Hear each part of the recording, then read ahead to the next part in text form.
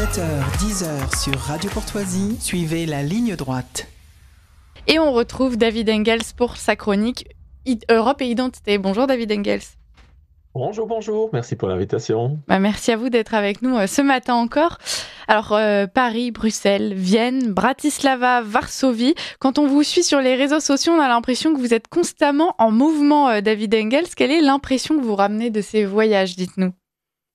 Oui, en effet, ces dernières semaines, il s'est fait que j'ai pas mal voyagé et donc j'ai systématisé certaines des idées qui me trottaient dans la tête depuis plusieurs mois, voire plusieurs années, à commencer par la question suivante. L'Ouest de l'Europe sera-t-il un jour le nouvel Est et inversement?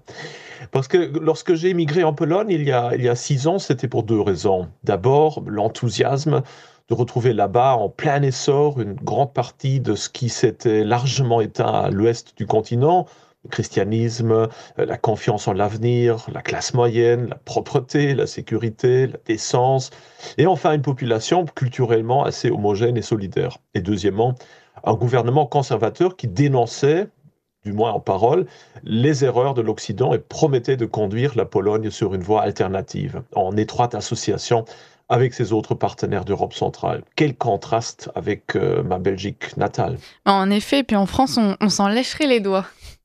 En effet, mais les temps ont changé, et très rapidement. Certes, tous ceux qui voyagent à l'Est, depuis l'Europe de l'Ouest, continueront à être enchantés. Mais ceux qui vivent en Pologne, par exemple, depuis longtemps, ne peuvent s'empêcher de constater un changement rapide vers le pire. Certes, sur le plan économique, le pays est toujours en plein essor et constituera probablement encore pendant quelques années un objet d'investissement idéal. Mais sur le plan de la civilisation, on ne peut pas ignorer l'alignement sur l'Occident, et ce, dans le sens négatif.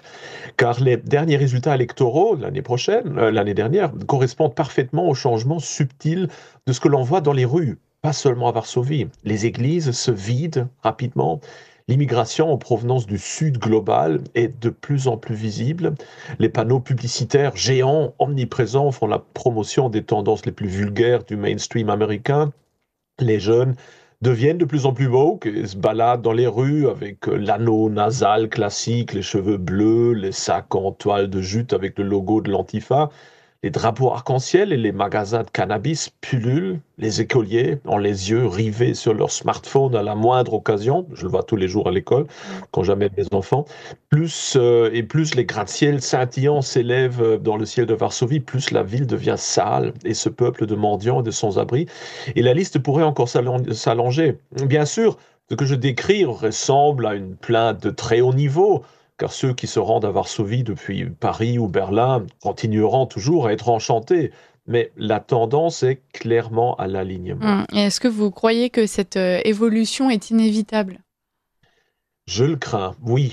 Cela m'est apparu assez clairement lorsque j'ai récemment passé quelques jours à Bratislava, week-end dernier d'ailleurs, début de la semaine, une ville qui m'a donné une impression de déjà-vu de mes débuts en Pologne. Sur le plan économique, la capitale slovaque a sans aucun doute plusieurs années de retard sur les centres polonais comparables, mais sur le plan civilisationnel et culturel, on peut encore y observer beaucoup de ce qui s'efface peu à peu en Pologne et qui semble s'être complètement perdu à l'ouest.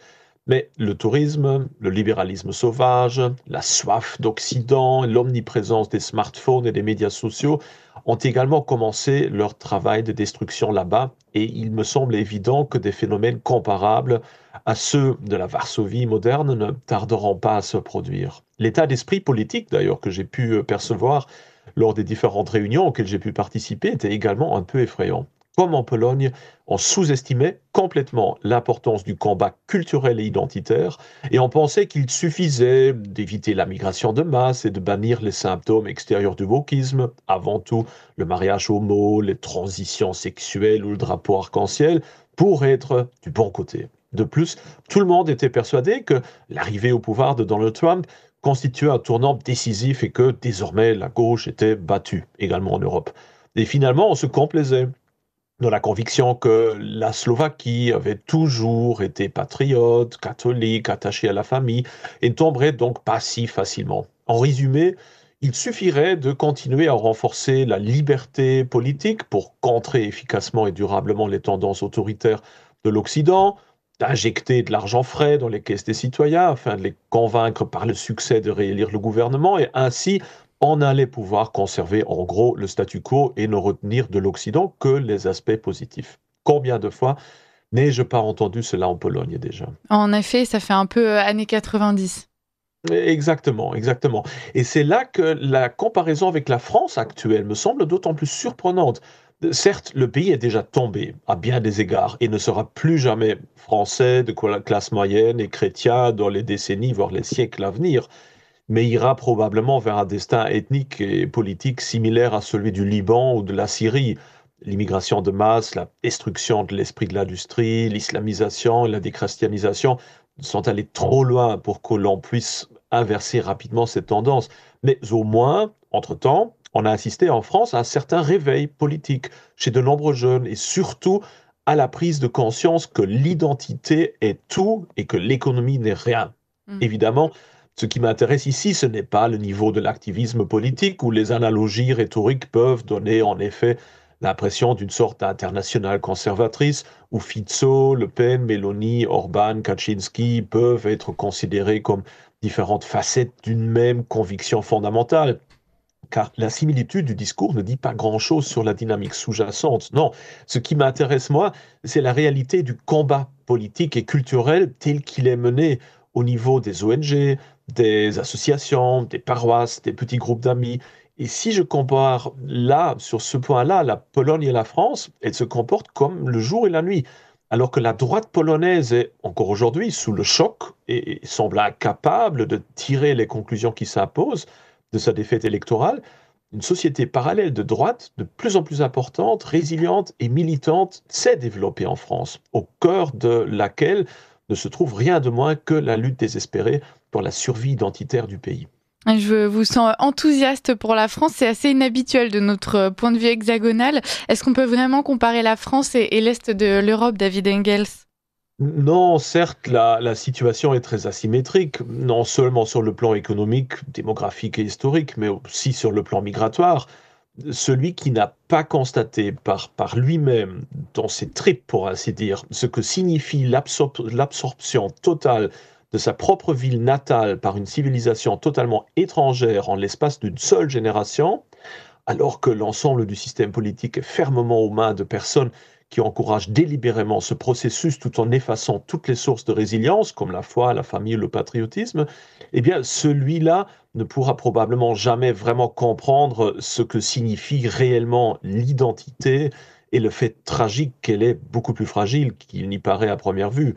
La situation dans l'Est de l'Europe est donc très différente, car si les conditions de départ restent excellentes, vu les données économiques et migratoires, la conscience idéologique est désastreuse et les élections polonaises ont montré que les citoyens n'apprécient pas du tout le luxe inouï dont ils jouissent et vont en quelque sorte à leur propre perte les yeux ouverts, alors que l'exemple de l'Europe occidentale aurait dû être un genre de memento mori quotidien pour eux.